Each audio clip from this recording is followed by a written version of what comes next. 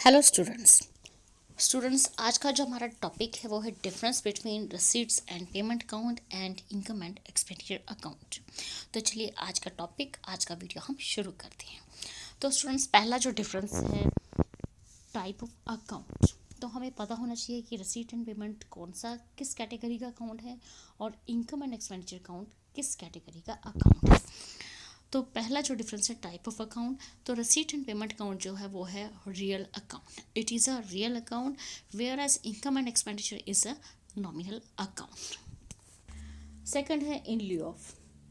तो जिस तरह से हम अपने बिजनेस में कैश बुक बनाते हैं उसी तरह से जब हम नॉन ट्रेडिंग कंसर्न्स में रिकॉर्डिंग करते हैं तो हम क्या करते हैं, हम कैश बुक की जगह हम बनाते हैं वहाँ पे receipt and payment account. It is prepared in non trading concerns in lieu of cash book. तो कैश बुक नहीं वहाँ हम बनाते, हम रिकॉर्ड करते हैं receipt and payments में अपनी डेली की ट्रांजेक्शन्स। नेक्स्ट इधर है income and expenditure account. It is prepared in non trading concerns in लिeu of profit and loss account. जिस तरह की हम अपने बिजनेस में प्रॉफिट एंड लॉस अकाउंट बनाते हैं उसी तरह से यहाँ पर अब हम प्रॉफिट एंड लॉस अकाउंट नहीं बनाएंगे, उसकी जगह हम बनाएंगे income and expenditure account in non trading concerns. तो ये था हमारा सेकेंड डिफरेंस। थर्ड है स्टूडेंट्स साइड्स।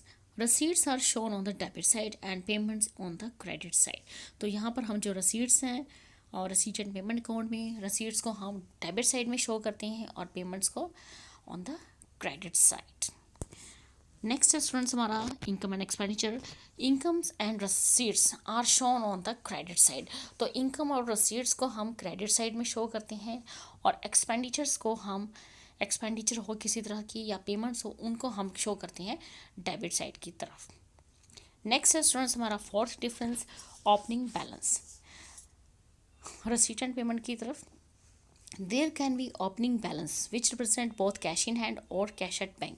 तो जब हम रसीट एंड पेमेंट अकाउंट बनाते हैं तो नॉर्मली यहाँ पर हमारा ओपनिंग बैलेंस होता ही है, वो आपका रिप्रेजेंट कर सकता है या कैश इन हैंड हो सकता है या एट बैंक हो सकता है। There can be opening balance which represent both cash in hand और at bank. Whereas in income and expenditure account there is no opening balance। Income and expenditure account में किसी भी तरह का कोई भी ओपनिंग बैलेंस नहीं होता। तो ये थे स्टूडेंट्स अब तक के हमारे 4 डिफरेंसेस। नेक्स्ट देखते हैं। नेक्स्ट है students fifth point closing balance. तो रसीट एंड पेमेंट्स अकाउंट की तरफ this shows cash in hand और at bank at the end of the accounting year. जिस तरह की अभी हमने देखा कि रसीट एंड पेमेंट अकाउंट का नॉर्मली ओपनिंग बैलेंस होता ही है, वो चाहे कैश इन हैंड हो या कैश एट बैंक हो। तो सेम उसी तरह से रसीट एंड पेमेंट अकाउंट का क्लोजिंग बैलेंस भी होता है।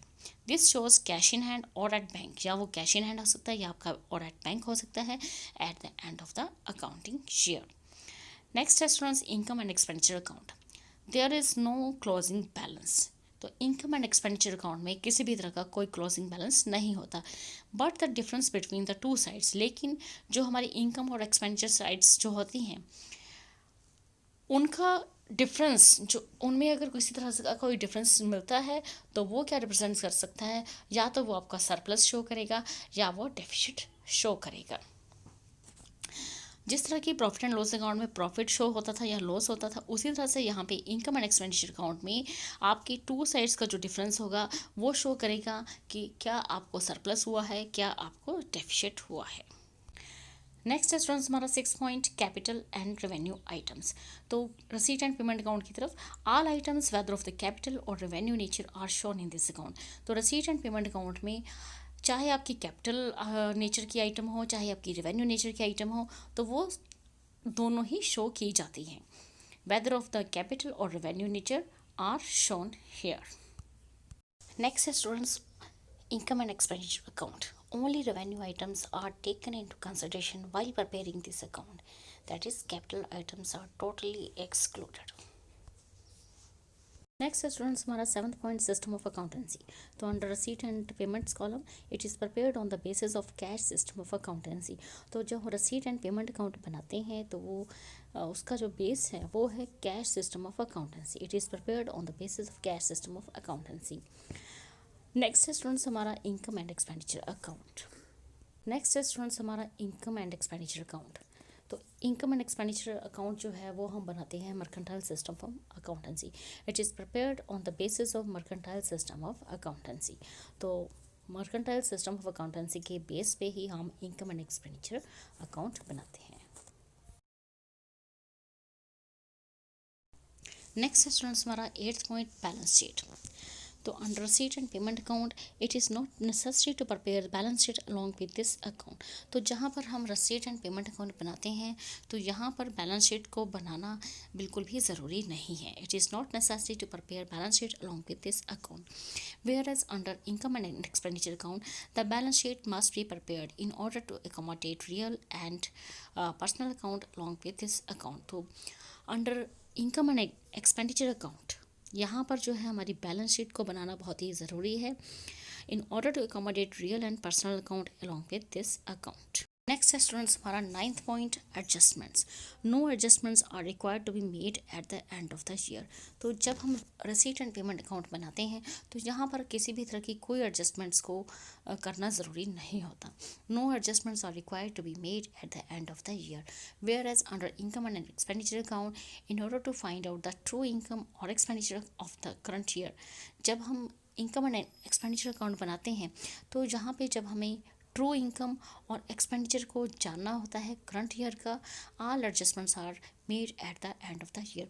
तो यहाँ पर हमें हर तरह की एडजस्टमेंट को करना ज़रूरी होता है at the end of the year. In order to find out the true income और expenditure of the current year, all adjustments are made at the end of the year. Next students हमारा 10th point period. All receipts and payments, whether relating to current period, succeeding or preceding periods, are taken into consideration।